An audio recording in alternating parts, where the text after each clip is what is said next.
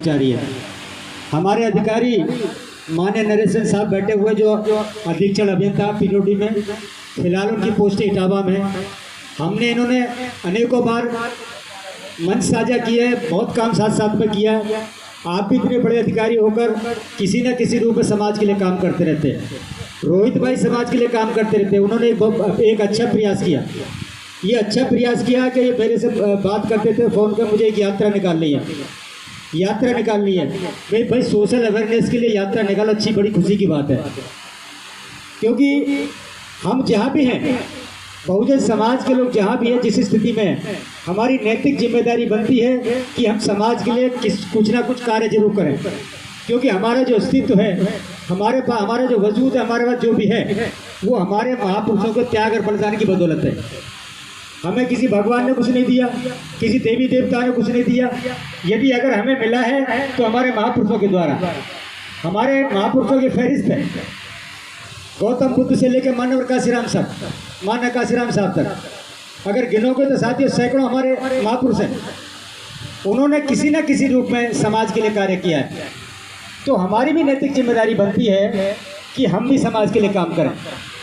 क्योंकि आज हमारा जो अस्तित्व है वो बाबा साहब डॉक्टर अम्बेडकर के संविधान की बदौलत है। क्योंकि बाबा साहब डॉक्टर अम्बेडकर ने 108 साल का संघर्ष आधुनिक भारत में ज्योतिराव फुले ने 1848 में आंदोलन चलाया और 1848 से 1956 तक 108 साल तक आंदोलन की बदौलत है कि आज आप यहाँ पर बैठे हैं और मंच पर हमारे अतिथिगण बैठे हैं और मैं आपके सामने बोल रहा हूँ। ये 108 साल का आंदोलन है, ये ऐसे नहीं है। और ये भी नहीं है कि बाबा साहब ने संविधान लिख दिया। संविधान लिखने के लिए कितने पापड़ बाबा साहब को बेलने पड़े, कितने कड़ा संघर्ष करना पड़ा। साथियों, अगर उनकी जीवन परिचय को, उनके संघर्ष को अगर आप पढ़ेंगे तब पता चलेगा। 1978 से पहले बाबा साहब डॉक्टर अम्बेडकर का नाम भी गिने चुने लोग जानते थे, वो पढ़े लिखे लोग, और वो भी केवल इसलिए जानते थे कि बाबा साहब ने संविधान लिखा। लेकिन आज माननीय काशीराम साहब ने जो कर्मचारियों का संगठन बनाया, वामसेव संगठन बनाया 1978 में, उस संगठन की बदौलत और आज गांव गांव में हमारे लोग बाबा साहब का नाम क्या, हर महापुरुष को जानने का काम करते हैं। इतनी बड़ी जागृति आज समाज में, आज राजनीति में, हर जगह पूरे देश के अंदर जागृति का ये परिणाम है। तो अगर इसे आप वामसेव को आप नकार नहीं सकते, वामसेव को भुलाया नहीं जा सकता। आज संसद से विधानसभा में, विधानसभा संसद सड़क तक ये जो मुद्दे वामसेव ने उठाए, माननीय काशीराम से लेकर आज तक वही मुद्दे संसद में गूंज रहे हैं। अगर राहुल गांधी अगर मुद्दों को उठा रहे हैं, ये सारे के सारे मुद्दे जो है, सारे के सारे विषय हैं, ये वामसेव के द्वारा उठाए गए। इतनी बड़ी उपलब्धि है। लेकिन वामसेव की प्रासंगिकता को आज भी हमारे लोगों ने नहीं जाना, वामसेव के महत्व को आज भी हमारे लोगों ने नहीं जाना।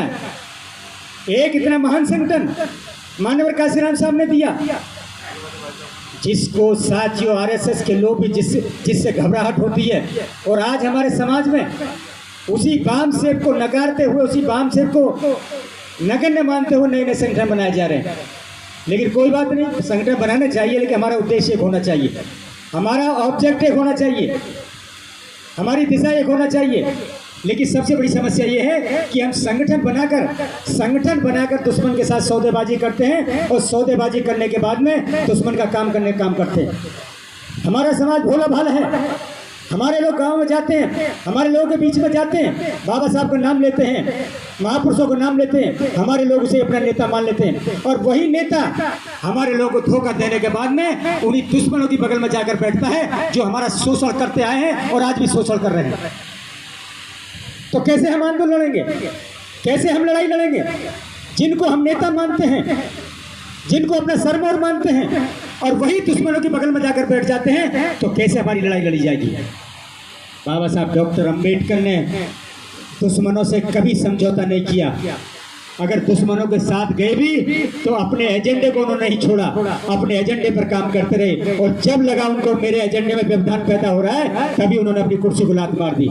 लेकिन आज हमारे नेता अपने एजेंडे को पूरा करने के, जो उनका अपना एजेंडा है, उनका एजेंडा क्या है कि हमें धन कमाना है, और धन कमाने के बाद में और उस समाज का ही शोषण करना है जिस समाज ने तुम्हें नेता बनाया है। और उसके लिए कोई भी समझौता करते हैं, बाबा साहब डॉक्टर अम्बेडकर के काफी लंबे समय के बाद एक मान्यवर काशीराम जैसे महापुरुष निकल कर आए। उन्होंने अपने एजेंडे को आगे रखा और अपने एजेंडे के लिए उन्होंने कभी समझौता नहीं किया, और समझौता भी किया तो अपनी शर्तों पर किया। मैं ये विचार गोष्ठी का जो कार्यक्रम है, मैं रोहित भाई से कहना चाहता हूं कि हमें अगर हम काम करें तो एक समर्पित भाव से करें, ईमानदारी से करें। अगर ईमानदारी से आप करेंगे तो समाज में आपकी पहचान बनेगी, समाज में आपकी जगह बनेगी, समाज में लोग आपको लाइक करेंगे और समाज आपको सर पर बैठाने का काम करेगा। मैं ये कहना चाहता हूँ कि संगठन बनाइए, आप विचार गोष्ठी कीजिए, आप रैली निकालिए, कार्यक्रम कीजिए। बड़ी खुशी की बात है, क्योंकि रैली कार्यक्रम करना इतना आसान काम नहीं है, बड़ी मेहनत करनी पड़ती है। क्योंकि हम जानते हैं जो भी लोग समाज में काम कर रहे हैं वो जानते हैं कोई भी कार्यक्रम लगाना कितना कठिन होता है, और किन किन लोगों के प्रयास करने पड़ते हैं, किस तरह से प्रयास करने पड़ते हैं। हम जानते हैं समाज में काम करने वाले लोग। तो ये मैं इनकी सराहना करता हूँ रोहित भाई की, कि उन्होंने यहाँ पर जो विचार गोष्ठी लगाई है, जो इनका एक मकसद है कि एक यात्रा निकालें, क्योंकि उससे समाज में जागृति आएगी।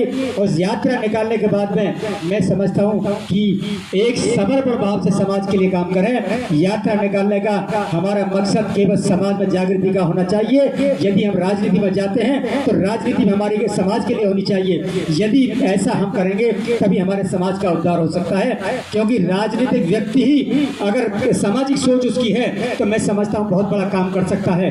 क्योंकि राजनीतिक व्यक्ति के पास पावर होती है, उस पावर के जरिए वो समाज के लिए बहुत बड़ा काम कर सकता है। लेकिन देखने में आ रहा है जो भी राजनीति में जा रहा है वो समाज के लिए नहीं, केवल अपने लिए और उन के लिए काम करता है और उनकी बगल में जाके बैठता है। इसलिए हमारे समाज में निराशा आई है। आज एक नौजवान साथियों, हम मान्यवर काशीराम के आंदोलन एक राजनीति हमारी स्थापित हुई और राजनीति स्थापित उसने हमें निराश किया, और वो निराश होने के कारण साथ ही एक नौजवान निकल कर आया चंद्रशेखर। उसको भी लोगों ने कहा कि ये आरएसएस का दलाल है, ये उसका दलाल है, ये उसका एजेंट है। उसने अपने बल पे, अपनी हिम्मत से जमीन पर काम करके ये दिखा दिया कि अगर आप समाज के लिए काम करोगे तो जरूर आपको समाज अपने सर पर बैठाने का काम करेगा। तो साथियों, जो शेड्यूल कास्ट की राजनीति लगभग खत्म हो चुकी थी, उसने एक युवाओं में, समाज में ऐसा जोश और जागृति जगाई है कि अब समाज को लगने लगा है कि अब हमारी राजनीति जिंदा है। तो साथियों, हमें यदि राजनीति भी करनी है तो राजनीति हमारी समाज के लिए होनी चाहिए, और समाज के लिए हम काम कर रहे हैं तो वो तो समाज के लिए होना चाहिए। यदि हमारी राजनीति ललक है और किन्हीं परिस्थितियों में मेहनत के बाद हम राजनीति में जाते हैं तो हमारी राजनीति समाज के लिए होनी चाहिए, क्योंकि समाज हमारा आज भी बहुत पीछे है और बहुत नीचे है। यदि उसे मुख्य धारा में लाना है तो हमें राजनीतिक रूप से उसके लिए काम करने होंगे, उसके विकास के लिए काम करने होंगे। जो आज दुश्मन संविधान को खत्म करने में लगे हुए, कांग्रेस हमारा विकल्प नहीं हो सकती। यहाँ कांग्रेसी लीडर हो सकते हैं, मैं आपको बताना चाहता हूँ कि कांग्रेस हमारा विकल्प नहीं हो सकती, भाजपा हमारा विकल्प नहीं है तो कांग्रेस भी हमारा विकल्प नहीं हो सकती। 55 साल कांग्रेस ने भी राज किया है साथियों, इसे समझने की जरूरत है। ये मानते हैं कि आज बड़े राक्षस को हमें पटकनी देने के लिए हमें छोटे राक्षस का साथ देना बहुत जरूरी था। तो साथियों, इससे तो हम भुगत लेंगे, क्योंकि आज बाबा साहब डॉक्टर अम्बेडकर को पीछे धकेलने का काम किन लोगों ने किया, इसे समझने की जरूरत है। साथियों, मैं और बहुत ज्यादा कहना नहीं चाहता हूँ, समय मैंने आपका ज्यादा ले लिया। मैं सिर्फ इतना कहना चाहता हूँ, यदि आप समाज में काम कर रहे हैं, यदि राजनीति में काम कर रहे हैं, यदि किसी धर्म में काम कर रहे हैं, तो आपकी सोच जिस समाज से आप निकल के आए हैं उसके प्रति, उसके विकास के लिए, उसके उद्धार के लिए, उसके आगे बढ़ाने के लिए होनी चाहिए। आप लोगों ने मेरी बात सुनी, इसी के साथ धन्यवाद। जय भीम, जय। आदरणीय बड़े भाई साहब इंजीनियर साहब डीपी सिंह जी, जो वामसे व तमाम सामाजिक संगठनों में जुड़े हुए हैं और बहुत अच्छे सामाजिक कार्यकर्ता है, सोशल वर्कर है और हर प्रोग्राम में बढ़ चढ़ के हिस्सा लेते हैं। इनका बहुत बहुत साधुवाद, धन्यवाद। और भाई बंधु जो दूर दराज से यहाँ पर विराजे हैं, उनका स्वागत है। अभी मैं बहुत छोटी सी बात कहूँगा कि हमारा समाज वंचित समाज रहा है और 2500 साल से वो वंचित समाज कहीं ना कहीं लालायित रहा है कि कुछ ना कुछ अच्छा हो जाए। उस अच्छे होने की गरज से वो एक को छोड़ता है, दूसरे को पकड़ता है, दूसरे को छोड़ता है, तीसरे को पकड़ता है। इसलिए समाज में न तो स्थायित्व 2000 साल से आया और संभावना ये की जा रही है कि शायद ही अभी 50 साल और ना आए, क्योंकि एक बहुत बड़ा संगठन और मजबूत संगठन जो बना था और बन करके चला था और सरकार भी बनाई थी, उस संगठन को आज लोग दरकिनार कर रहे हैं, क्योंकि वो वंचित समाज से हैं, वंचित समाज का संगठन है। तो वही लालायत वाली बात है कि वो कुछ अच्छा चाहता है, कुछ बेहतर चाहता है, कि इसलिए स्थायित्व नहीं हो पाया है। आज नए नए संगठन बन रहे हैं, नए नए संगठन से लोग इसलिए जुड़ रहे हैं कि शायद ये बेहतर कर देगा हमारे लिए, और न तो 2500 साल से बेहतर हो पाया है और न ही होगा। ये बड़ी विडम्बना का विषय है। तो मेरा यही मानना है कि हमारे लोग पढ़ लिख करके आर्थिक उन्नति करके होशियार तो हुए, शायद समझदार नहीं हुए आजकल भी, इसलिए बिखराव की स्थिति है। तो मेरा यही मानना है कि जितने भी हमारे संगठन बनते हैं सबका अलग अलग एजेंडा है। ना तो आर्थिक रूप से हम एक हुए, न सामाजिक संस्कृति एक हुई, न धार्मिक रूप से एक हुए हैं, न राजनीतिक रूप से एक हुए हैं, इसलिए बिखराव की स्थिति है। तो जितने भी मजबूती की ओर संगठन चलता है उनमें बिखराव के लिए लोग काम करते हैं, जो विरोधी है। 2000 साल से षड्यंत्र होते चले हैं, आज भी एक षड्यंत्र का शिकार हो करके हम बहुत पिछड़ गए 2024 के चुनाव में। हमारा एक ही उद्देश्य होना चाहिए, या एक और चलने का उद्देश्य होना चाहिए, और एक और तभी चल पाएंगे जब अलग अलग विचारधारा को छोड़ के एक विचारधारा की ओर, विचारधारा के साथ चलें। और विचारधारा वही थी। अभी कुछ लोग कहेंगे शायद बहुजन का हितैषी है, बहुजन किस बात करेगा। वास्तव में बहुजन का हितैषी हूँ। बहुजन से मतलब पार्टी से नहीं है। पार्टी जिस पर चल रही थी, बहुजन पार्टी का नाम रख दिए हैं बहुजन पार्टी, वो अलग मैटर है। लेकिन बहुजन का मतलब है कि जितने लोग हमारे यहाँ सत्ता में सत्तासीन रहते हैं वो बहुत चंद लोग हैं, और वही बहुजन समाज में बिखराव कर करके अपनी सत्ता की रोटियां सेकते हैं। तो मेरा यही मानना है कि जिस ओर चलें, एक एजेंडा बनाएं। सभी संगठन जितने भी चल रहे हैं हमारे, सभी का उद्देश्य एक ही रहता है कि समाज में कहीं जागृति ला जाए। और जागृति जहाँ पर जो व्यक्ति ज़्यादा आश्वासन देगा हमारे वंचित समाज को, हमारा वंचित समाज उसी ओर चल पड़ता है, क्योंकि वंचित रहा है, उसकी भूख अभी मिटी नहीं है। जैसे एक उदाहरण देता हूँ मैं, अगर किसी व्यक्ति को आप रोटी देंगे तो आपके पास लगता चला जाएगा, लेकिन अगले 10 दिन के बाद शायद वो, अगर आप रोटी ना देते शायद अगले 10 दिन तक जिंदा न रहता है।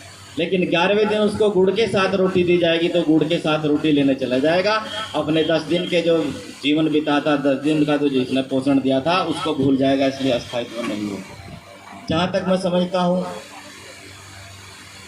समझता हूँ कि जिस ओर हम भाग रहे हैं शायद वो हमारा मकसद नहीं है। हमारा मकसद, मेन उद्देश्य आर्थिक स्थिति मजबूत करना है और एजुकेशन मजबूत करना है।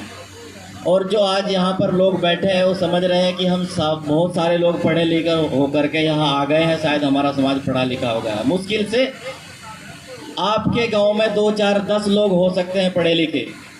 कोई 8वीं छोड़ दिए हैं, कोई 10वीं करके छोड़ दिए हैं, कोई 12वीं करके छोड़ दिए, उसको पढ़ा लिखा नहीं कहते। जब तक आदमी कोई प्रोफेशनल कोर्स या ग्रेजुएशन करके या कोई समझदारी वाली चीज़ें या डिग्रियां प्राप्त करके कोई अच्छी और अग्रसर नहीं होगा, विकास की ओर अग्रसर नहीं होगा, तब तक ये समाज विकसित नहीं होने वाला है। और दूसरी बात यह है कि जैसे जैसे हमें कोई लालच देता जाता है, हमारी स्थिति को सुधारने का प्रयास करता है, उसकी ओर ज़्यादा हमारा अपना सहयोग कुछ नहीं होता। बस दूसरे की ओर सोचते हैं कि शायद ये बेहतर कर देगा, उस ओर भाग पड़ते हैं, उस ओर भाग चलते हैं। लेकिन हमें अफसोस इस बात का कि अपने आप कुछ करना नहीं सोचते। सभी व्यक्ति अगर अपने अपने स्तर से काम करेंगे, अपनी स्थिति मजबूत करेंगे, आर्थिक स्थिति मजबूत करेंगे, शैक्षिक स्तर ऊंचा उठाएंगे तो शायद सफल हो सकते हैं। दूसरा आश्वासन देगा कोई और उसकी ओर चल पड़ेंगे या उसके पीछे चल पड़ेंगे तो भला होने वाला नहीं है। एक अस्थायित्व कायम करें, जहाँ भी करें, जैसे भी करें, तो अस्थायित्व कायम करके अपना स्थिति मजबूत बनाई जा सकती है। धन्यवाद। जय भीम।